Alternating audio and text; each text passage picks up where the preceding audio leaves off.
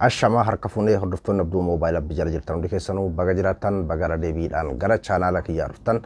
warra jalqabaa dhuftan Abduun jedhama. Abduu Moobaayilaa subscribe godhaa maamiltoota keenyatti dabalama. Waa'ee Joowar ajjeefamuu qaba ajandaa jettu ajandaan kun eega faca'ee komii guddaa social media kanarratti kaasaa jira. Waa'ee qoqqoodamiinsa gandaa waa'ee Joowar kanaan duratti maaltu jedhamaatiin ture waa'ee waboo irratti maaltu jedhamaatiin ture ani waan natti fakkaate yaada kiyya isiniif dubbadhaa garuu obsaan na dhageeffadhaa wanni kun waan sensitiiviidha waan ta'eef jalqaba irratti waa'ee Joowar kanaan wal qabatee jalqaba viidiyoon faca'e sana xiqqashoo akka dhageeffadhaati. Lichoos dhiisa Baqqalaa dhiisa summiin Oromoo summiin keessa akka bofaatti keessa kutamuu qabdu Oromoo keessa Jawwaari waan biraas akka dhiisa Jawwaar mataa keessa summiin si fuudhamee jennaan mataa Jawwaar keessa summiin si fuudhamee jennaan Abiyyiyyuu masaraa keessatti du'a nama biraa tokko dhiisa rakkoon Oromoo irratti Jawwaar Mahammad nama biraa tokko miti nafxanyaallee miti rakkoon Oromoo Jawwaar Mahammad kana liqimsa Baqqalaas miti Maarrees miti dhiisa bofti gara mataa du'e jennaan bakka hunda gudee bofti Oromoo irratti mataan Jawwaar rukutamee jennaan Oromoon bilisoomteetti mataan Jawwaar rukutamnaan Abiyyi masaraa keessatti du'ee bokokeera kanas kanuma gabaabaansa. Eshi namoota biraaf carraa kennaa. Yaa itti fufi wabo. Viidiyoon dubbiin kun irraa ka'e kanaa jechuudha. Arra dhiifama qufannaa jira sagalee kiyyoo isin rabbashee jechuun karaa YouTube karaa maal viidiyoodhaan dhufuudhaaf yaada isin qabu ture jechuun akkanatu na cufamee jira dhiifama sagaleen kiyya akka malee akka isin rabbashu hin beeka dhiifama yoo isin qufa illee dhiifama akka isinitti hin dabarre qofa Joowariin duratti wanti deemaatiin ture waa'ee wabootiin waan wal qabatudha waboo irratti baname duulli jalqaba jechuudha inumayyuu san birallee dabarameeti haga Wallagga Arsii jedhamu jechuun amma bara qabsaa'ota tokko fakkeenyaaf qabsaa'ota tokko ganda inni dhalate wanti kun haarayaan dhufe jechuufi miti ganda inni dhalate sanii waamaniiti ganda san abaaruu ganda san balaaleffatu jechuun maaliif gandi sun goota akkasiisan gumaacha waan jedhuudha fakkaata jechuun eenyu akka facaasuun beekamu wanti kun jalqaba nama tokkorraa gadi baha yeroo nama tokkorraa gadi bahe kan ammoo achi jalaa wal jalaa qabee kan jalqabumaa gartee jibbaadhaan guutameetiin jiru akkuma gartee ammaan yeroo qufaan naqabe furrii na dhufu kana jechuudha yeroo waan akkasii sun dhufe jibbaan furrii warra kanaallee keessaa yaa'a jechuudha warra biraan miileenaan gadi yaa'a jechuudha kan akkasii duuba jalqaba waa'ee santu deemaatiin ture jechuudha waboon akkasii maal nu godhee faayidaa maalii qaba akkas ta'ee kana ta'ee waboon akkasiitii kan akkanaati kan akkana duula bal'atu deemaatiin ture jechuudha ajandaa kana eenyu kan kanatti oowwisu eenyu kan akkana jiru eenyu kan waan kana godhaatiin jiru yoo jettee qabatamaa waan ati irraa beektu hin jiru jechuudha gamanarraa hundinuyyuu itti laaqama kan biraa tokko ammoo kan gartee waan kana ganda isaa godhatee abukaatoo godhatee irraa dubbatudha Arsii fi Wallagga jedhamee qaanyii tokko malee jechuudha akka waan Arsii fi Wallagga TikTok barateetiin gartee Wallaggi TikTok Wallaggaa jedhamee achi jiru TikTok Arsii jedhamee achi jiruutiitti TikTok si komando yookiin TikTok Harargee TikTok Shawaa TikTok akkasii jedhamee akka waan gartee achirra jiruutiitti Wallagga Arsii Harargee Wallagga maalii Shawaa jedhamee akkasitti maqaan gosaa waamamaatiin ture jechuudha amman tan ammoo akkuma dhageessan kana Jooharii kan nafxanyaa caalayyuu Jooharii nama hunda caalayyuu Leencoo caalayyuu Baqqalaa caalayyuu Abiyyi caalayyuu kanuma hundayyuu walumaa galatti akka amma jedhametti biyya sanii angoo qabachuudhaaf amma akka isaan jedhanitti beeka angoo qabachuudhaaf Abiyyi du'uudhaaf jechuun walumaa gala wanni biyya sanii goolabamuudhaaf Joowar du'uu qabaadha jechuun dhugaadha waan akkanaan qaba paawar akkasii ni qaba Joowar tanammoo ragaa isiniif hin bahan yeroo kana isin jedhu maalinni waan kana eenyutu facaasee namni facaase kun maalinni deeggaraa eenyuti deeggaraa kanaati namni hundinuu deeggaraa wabooti jechuu malee qabatamaan namni beeku waan jirutti fakkaatu yoo beektan eebalu akkanatti ka jedhu kumanti ka jalanaaf keessan anillee qabatamaan yoon argadhe isiniif hin dhiyeessaa jechuudha abbaan barbaade haa ta'u waboo deeggara jedheeti amma kan akkana jedhe kun ani kan na dhibee fakkeenyaaf Joowar amma fakkeenyaaf amma maal hojjetaa jira maal godhaa jira amma Joowar jalqabasi dhageettii qabuun sooshaal miidiyaa kanarratti hogganee qeerroo sochoosuudhaan kan inni beekamu eega qeerroo hogganuu dhiisee ture jira Joowar waggaa 2 mana hidhaa keessatti dabarse eega hidhaadhaa bahe ammoo Oromoo jidduu araaramuu qaba Oromoon eega jedheessi callise achi booda inni dubbatan jiru jechuudha Oromoon araaramu irratti karaa tokkochatti dhufuu qabaa eega jedhee dubbatee eega hidhaadhaa bahillee eega kana dhaame imala galatoomaa kan jedhu irratti gartee fakkeenyaaf gaafa hidhaadhaa bahu uummanni kun qabsoo isaa dagate uummanni kun ebaluun jala deeme ebaluun kun uummanni kun ebaluun deeggare hin jenne akka jechuun namoota hedduutitti jechuu kiyya fakkeenyaaf. Gadi baheet imala galatoomaa jedhee uummataan galatoonfatu kan isarratti duulaa bahes kan isaa duulaa bahes Oma ka isa duulee hedduu jiru bal'aa keessatti dagatame jedhamee uummanni uf komataati ture haata deeggartoonni isaallee jechuudha. Achi yeroo gadi bahetti imala galatoomaa jedhee hundaaniyyuu galatoonfannaa Awurooppaadhaa haga Ameerikaa biyya kana guutuu keessa deemaa ture. Imala galatoomaa isaa kana keessatti illee ati akkamitti ati akkas ka jedhu duulli bal'aa irratti baramaa ture jechuudha. Gaafa sanis waa'ee fakkeenyaaf warra ABO deeggara jedhu yeroo hedduu beeki ABO irraa miti WBO irraa miti ABO deeggara warra jedhu irraani summiin badaan ni faca'a. Inni kaani maqaa ABOtiin kan gartee waan kana naggadu fakkeenyaaf kan mallaqa guuratu kan maqaa ABOtiin gartee waan kana oofatu hedduun isaa sababa naggada isaa haa ta'u sababa waan biraatiif haa ta'u sababa jibbaa haa ta'u sababa gandummaa haa ta'u sababa amantii haa ta'u uma barbaadeef haa ta'u jibbaa hedduutu faca'a haga maqaa joornaalistiin guddaan ol baheetiin waan taatiin ture ni yaadatan Washington DC keessatti maaltu akka taa'ame ni yaadattu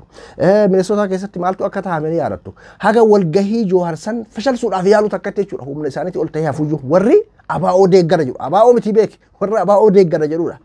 Duuba warri ABO deeggara jedhu kuni ABO fayyade moo miidheedha wanti sun kadabre irraa maaliif hin baratamneedha warri ABO deeggara jedhu kun fakkeenyaaf yeroo kana isin jedhu beeki warri Joohar deeggara jedhu si waan Joohar fayyadu ittis deebina sanis takara Jooharitti as deebina jechuun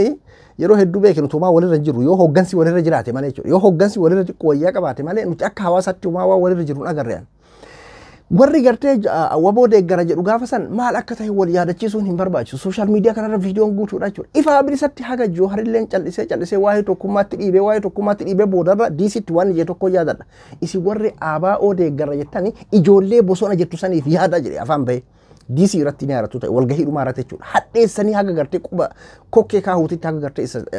uf jibbisiisan takka gaanii inumayyuu boodarra haga sadarkaa hooggansa warra gurguddaa oosaa irratti maaltu akka ta'e yaadadha. Sadarkaa sanirra gahee jechuudha. Kana hundaaf iyyuu beeki WBO miti WBO deeggara maqaa jedhuudhaan ni beeki. Jechuun wanni kun waan haaraa misin jechuu barbaadeeti. Duuba warri WBO deeggara jedhu kuni hagam fayyade wantoonni amma dura dabrame wanni waa'ee akkana kanarratti ta'e wanni waa'ee Haacaaluu irratti taa'ame wanni fakkeenyaaf du'a Haacaaluutiin wal qabatee jedhame arrabni lafee cabsa jedhama. Duuba gaafa sanii irraa hagam fayyade fakkeenyaaf maa dhaabbatanii uf ilaaluun maa dadhabame. Akkamiin fakkeenyaaf nafxanyaa caala furmaanni Joohar ajjeesuu furmaanni amma mee Joohar maal hojjetaa jira maal dubbataa jira fakkeenyaaf. Joohar yoo amma booda akkuma cal'ise kanatti cal'ise gahaa miti fakkeenyaaf maal barbaadame Joohar irraa.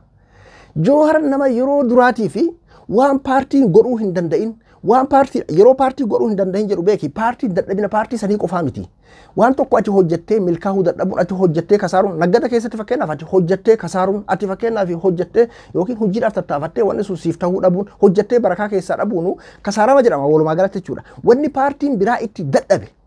kun waan namni hundinuu waan falmu miti paartiin kamiyyuu jechuudha Joohar. Yeroo duraatiif waan paartiin kamiyyuu itti dadhabe waan paartiin kamiyyuu godhuu dadhabe jechuun paartii yaale waan san fakkeenyaaf gandummaa uummata keessaa balee akka amantiidhaan waliin qoodne Oromoon bahaadhihaa kaabaa kibbaa mataa walitti qabee Oromoo tokko godhee an Oromoodha jedhee akka waliin dhaabbatu bahaadhihaa kaabaa kibbaa paartiin kamiyyuu godhuu hin dandeenye. Kana yeroo isin jedhu dadhabina paartii qofaa miti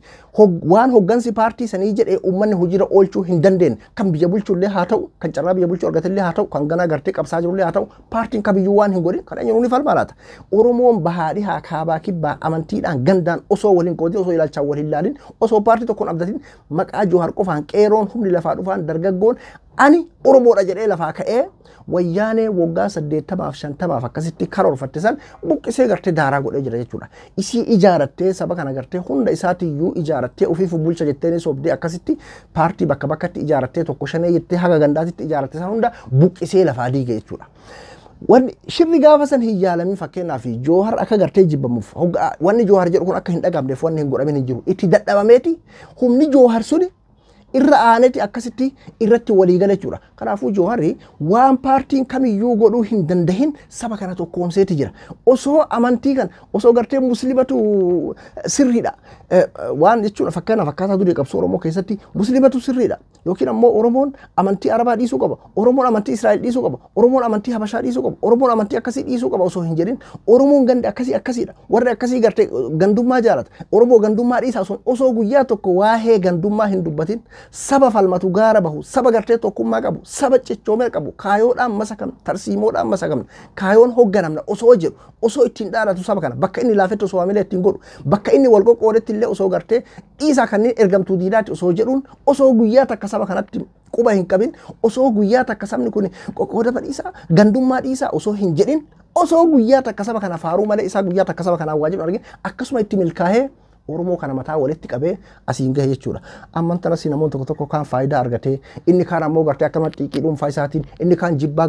yookiin tagandummaa sanitti qashoo of duuba deebi'uudhaa fi waan garaagaraa haasa'uu danda'a jechuudha. Kanaafuu Jawahari yoo amma booda cal'iseyyuu yoo amma booda cal'isee akkuma amma cal'ise kana cal'iseyyuu ani hedduutti gammada yoo dhugaa feetan. Dhugaadha hooggansa hin qabnu hooggansa nu barbaachisa ammayyuu hooggansa akka Jawahar nu barbaachisa. Yeroo kana siin jedhu akka nama Jawahar jaalatu qofaatti nan fudhatin. Kana ni kaaddaa ni diddaa kana fakkeenyaaf kun hin taa'amne ni jettaa namni Jawahar jibbu fakkeenyaaf. Hin taa'amne kun fakkeenyaaf hin godhamne kun.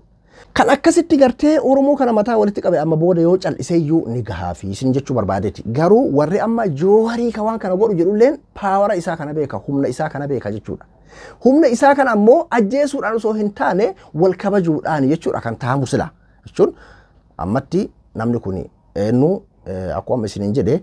deeggara eenyuti qabatamatti nama ganda kanaati nama ganda fedhee haa ta'u abbaa bakka fedhe. Wallaggaa haa ta'u, Arsii haa ta'u, Shawaa haa ta'u, Harargee haa ta'u, bakka barbaadee haa ta'u. Namni akkana jedhu kan Oromoo wal nyaachisuudhaaf karoorfate kuni akkasitti deema. Garuu wanni takkattiidhaan waan hin jibburraa warra ABO deeggara jedhurraa yeroo hedduu Jawahar nama tokko. Amman tanallee amma komantii kana jalaattis waa lamaan argu ta'a. Jawahar kee waaqeffadhu deemi Jawahar nama tokkodha. Maali namni biraa kan 90 ta'ee Jawahar nama tokko ta'e hin jiru. Bara waan jechuun waan yeroo hedduu an kana dhibu warra amma ABO deeggara jedhu kuni ABO waan miidhuu hojjetan yeroo hedduu. Maaliif akka ta'e naaf hin galuun. Yeroo as ba'u hooggansi waboodha waa'ee tokkummaa qofaadha wanti inni leellisu waa'ee tokkummaa qofaadha wanti inni lallabu waa waboo fayyadu qofaadha. Bara yeroo warri kun fakkeenyaaf amma warri hooggantoonni waboodha fakkeenyaaf amma jaalmarroon yoo inni as bahee guyyaa takka haasawa godhee waan gartee laaqamee maal jedhee warra gartee karaa mootummaati warra biyya bulchaa jiru maqaa balleessiin garagaraatiin ololli garagaraatiin laaqamee akkasuma warra ABO deeggara jedhu kana laaqamee namni gandaa wal ciree ijoollee gartee lubbuu isii kenniteetiin bosona seente kanallee xureessanii maqaa isaanii busheessanii yeroo ololli oofamee jedhamee guyyaa takka as bahamee isaan irratti dubbatanii waan kana haqanii xiqqashoo jechuudha qoshaasha kan haqee waa'ee tokkummaadhaatti as deebisee kaayoo isaanii ibsee as bahee inni dubbate haga xiqqoo takka shim jedha yeroo ammallee xiqqashoo turamu ABO deeggara ka jedhu kama gartee taa'ee tumaan firiija keessaa lukkuu nyaatu kan taa'ee firiija keessaa gartee foon firiija keessaa foon ho'aa nyaatu biyya faranjii taa'ee biyya arabaa taa'ee biyya keessa illee haa ta'u yeroo hedduu biyya keessa hin jiraatu namoonni akkasii biyya namaa kana keessa taa'anii I think waanuma gartee guyyaa takka yookiin subunii waboo kennellee natti fakkaatu yookiin ammoo an hooggansa yookiin ammoo akkas guura'eetiin maqaa yookiin nu maqaa ABO'tiin naggadaa jira dhiyoo tanamma Saamiyaa Usmaan fakkeenyaa fi Saamiyaa Usmaan hooggantuu ABO guddoo duraanii kan turte saaxilaa turte waa'ee kanarratti jechuudha. Wal nyaatuu fi quba walitti qabu waanuma gartee anatu akkasii anatu ABO waan kana maqaa ABO'tiin guuree nyaata waan jedhu waan akkana kanarratti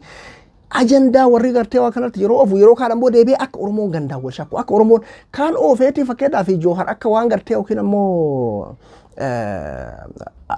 qabsaawaa Arsiidhaa taheetitti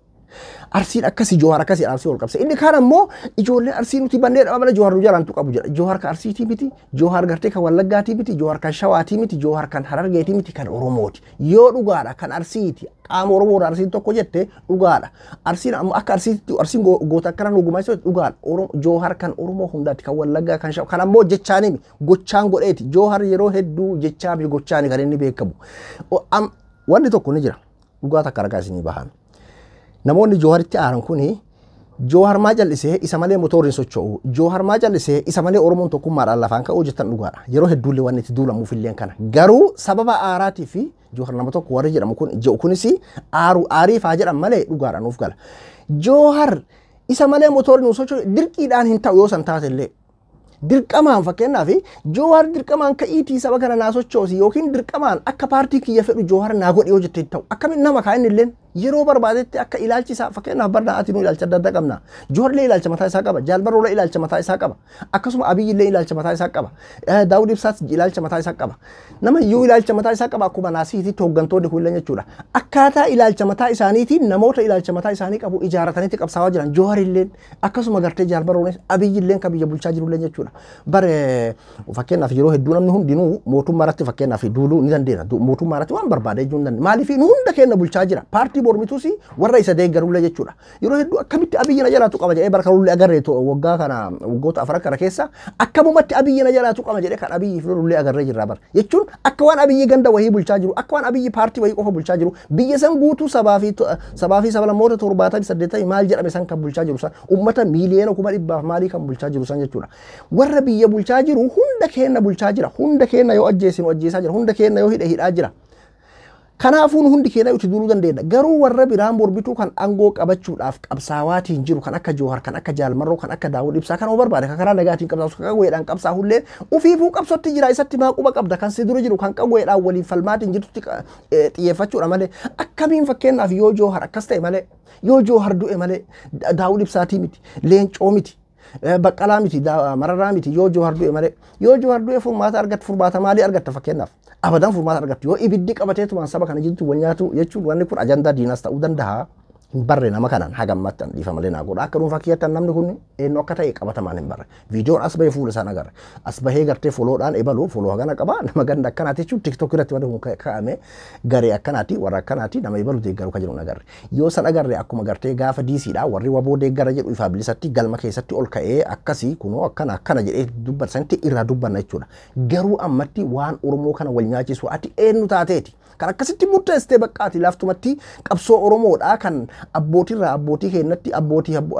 akakayyoonni keenya hundi irratti tokkummaa kan ijaaruudhaaf akkasitti as gahan haga yoomii ammoo warri ilaalcha kana qabu qabsoon oromoodha haga yoomii ebaluu yoo du'e malee furmaata arga ebaluu yoo du'e malee furmaata osoo hin duune haa araaramnu maa dadhabame barnuti waan amma gartee fakkeenyaaf warri biyya bulchaatiin jiru maqaa waboo jedhuun ummata keenya diraraatiin jiru kana tokkummaadhaan haa tokkoomanii haa ummanni shanee jedhee maqaa tokkoon waamaa jira Jooharisi warra biyya bulchuusi akkasuma ABO'si hunda shanee jedhee maqaa tokkoon waamaa jira hunda baalaa taree maqaa tokkoon waamaa jira akkasumatti haa tokkoomamu haa araaramu jennaan hooggantoonni ni jechuudha waan ammoo hooggantoota miidhu waan ijoollee bosona jettu lubbuu fiqintee qabsaa jirtu kana miidhu sooshaal miidiyaatti ol baane lukkuu firiija keessaa fudhannee nyaata kan gartee wuskii dhugullee wuskii isaa dhugaa kan jimaa isaa qabullee jimaa qabaa kaanis buna isaa dhugaa sarmatti gadi bahee akkamitti gartee nama hooggansa gartee miiliyoona meeqa jala deemu ane yeroo hedduu kana ajaa'ibsu fakkeenyaaf ajannaan kun Joohar duratti Jaalmarroo irratti akkuma isinuu beektan akka ka'e jechuudha jechuun waboo irratti kan inni ka'e ani gaafa san hedduu jibbe namoota gurguddaa hunda itti hirmaatanii kuni garaagarummaa siyaasaa osoo hin ta'ini Oromoo akka wal nyaatuudhaaf hafeerudha. Jaalmarroo tuquun Oromoon akka wal nyaatuuf hafeeru. Joohar tuquun akka Oromoo wal nyaatuuf hafeeru. Afaaniin baanaa beeki. Tuqaa biraatii miti. Tuqaa amma isa akka lubbuu amma maaliif xiyyaarralee maalirralee jedhu kanaa miti dhiisisan. Saniyyuu miti. Isuma ajandammaa waa'ee kanaatiin ka'u akka sabni kun wal nyaatuuf hafeerudha. Jaalattee jibbite Joohar nama tokko maalii tokko haasawaa odeessan. nama sagal ta'ee miti hooggansa jechaa jiramtu Jaalmarroonis nama tokko Abiyyillee nama tokko kan biyya san guutuu hoogganaa jiru nama tokko garuu hooggansa ammoo Jaalmarroonis nama tokko hooggansa miiliyoona meeqa kan isa deeggaru Jooharis hooggansa miiliyoona meeqa kan isa deeggaru amma yeroo paartii ta'e kana iyyuu miti gaafa dhuunfaadhaan qeerroo hoogganu iyyuu hooggansa nama tokko ati nama tokko jechaa ooltu jechuudha nama tokko lubbuun dhugaa nama tokko sangartee hundinuyyuu nama tokko garuu warroonnummaan akkana jechaa jiru kun akka Oromoon gandaan wal nyaatu akka Oromoon gartee tokkummaadha akka Oromoon gartee bilisummaa jedhamu san iyyuu jechuudha bilisummaan jedhamu sun iyyuu akka hin dhufne akka hin ta'amne warra yaada qabu jedheetiin fudhaan mee fakkeenyaaf milkaa'ina maaliif fide gaafa gartee gaafa fakkeenyaaf Haacaaluu irratti illee gaafa Haacaaluu ajjeefamullee wanni kun jedhamaa ture gartee Haacaaluu duratti akkasii akkana san keessa fayyadamee diinni fakkeenyaaf Haacaaluu galaafate bari yeroo hedduu fakkeenyaaf amma ololli kun hin faca'a olola kana keessa ammoo diinni hin galaafata jechuudha. Ustaaz Kamaal Hebboo namni qaaliin sun fakkeenyaaf qabsoo kana keessatti wareegame olola achi keessatti deemaatiin ture yaadadha.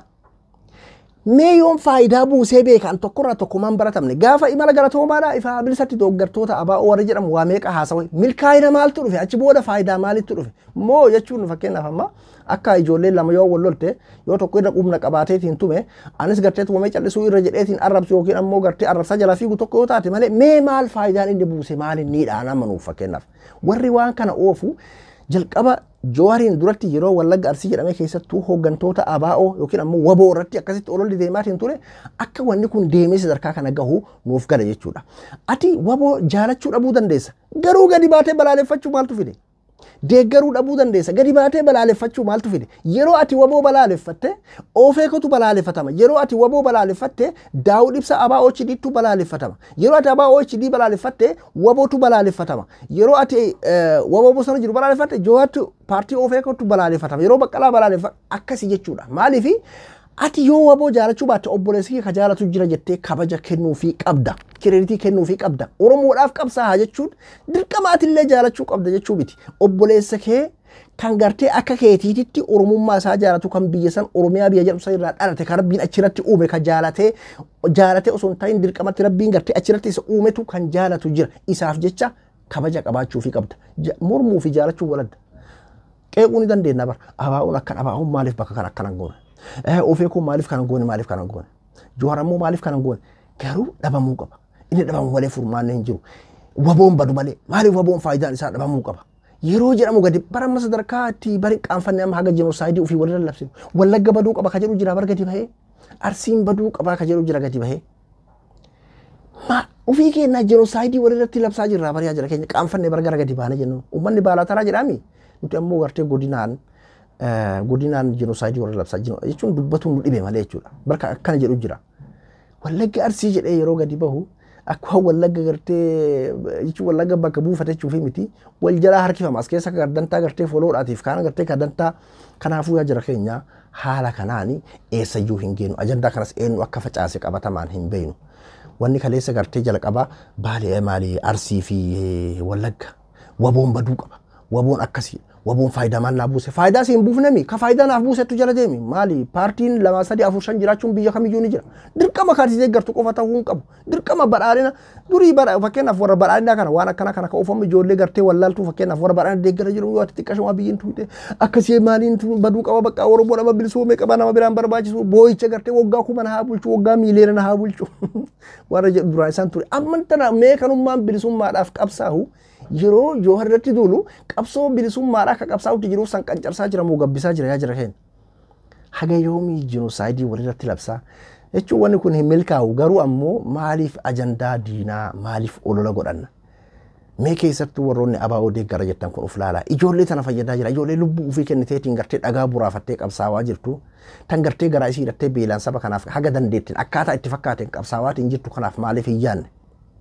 waan Oromoon gartee araara jedheetiin walitti dhiibaatiin jiru waan hayyoonni araara jedheetiin hatta addunyaalee walitti dhiibaatiin jirtu kana maaliif fashalsuudha ati jechuun bakka ajandaa ABO'dha balaaleffatu ajandaa Jawaariin balaaleffatuutti seente maaliree jechuun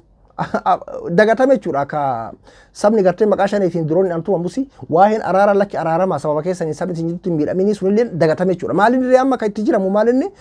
balaaleffannaa WBO'ti balaaleffannaa Jawaarii balaaleffannaa OFEKooti balaaleffannaa Jaalmarrooti kana jechuudha kan itti deemamu meef ambar faayidama isaas keessa barbaadee dhabean faayidammaan Oromoon godinaa wal qoqqoodee argatu kun maalinni meenullee ni goona fakkeenyaaf gabbaanee faarsina ullee faayidaa qabaate jechuun namni hundi godinaa dhalte qaba bakka handuuri isaatti awwaalamte qaba mootummaa biyya bulchuu balaaleffatus abaarus waan feene jechuun nu bulchaa jira nu hidhaa jira yoo nu badhaasis nu badhaadhina nu godhaa jira yoo nu hidhes nu hidhaa jira nama hunda bulchaa jira waan feene jechuun dandeenya kan bilisummaa ofiifuu bilisummaa isaatiif kan qabsaawaatiin jiru dirqama yoo isa akkas godhe malee yookiin sababa hinaafaati yookiin ammoo sababa gartee yoo inni jiraate paawaran qabaadhu yoo inni jiraate deeggaran qabaadhu sababa jedhu qofaani daranuu deeggara san diqqeessuun daranuu paawar ofii ka duranii san caalayyuu diqqeessuun maaliidhaan isaan bilisummaadhaaf qabsaawaan jiranii akkasii bar goota Oromoo irratti qabsaawaa jiran akkuma ebaluu nyaatan ebaluu nyaatuudhaaf deeman ebaluu irratti qabsaawaatiin jiran akka jedhamuuf paawara maqaa balleessii gartee waan ijoollee tana maqaa balleessuuf warra ABO deeggarattanis akkasuma warra Jawaar deeggarattanis Jawaar ilma gandaa gootanii ilma gosaa gootanii waan inni gartee itti ifaajeetiin Oromoo tana ka durii gartee qoqqooddee amantiidhaan gandaa wal qoqqoodu hunda mataa walii qabe Rabbi laafisee fi sabni isa dhagaheetiin jala deemisan ifaajee isaa sanis hin balleessina faallaa isaa illee hin deemina kuni yoo qabatamaan gadi bahamee dhugumatti deeggara paartii kanaati deeggara paartii ebaluuti jedhamee kan gadi bahamu taate viidiyoo biraa qabanneetti dhufna ajandaa kana osoo kiyyaa anan mallee dhugaa ofeetan dirqamee jechuun wanni kun hedduu waan deemaa jiruufin akana yaada kiyyatti kennachuudhaaf dirqame malee dubbachuuf illee hin turre jechuudha kalee galgalallee deemaati ture wanni kun kalee sarraa deemaati ture jechuudha an Abduu Moobaala biraa hanga qophii biraatti walitti deebinutti nagayannaa tura.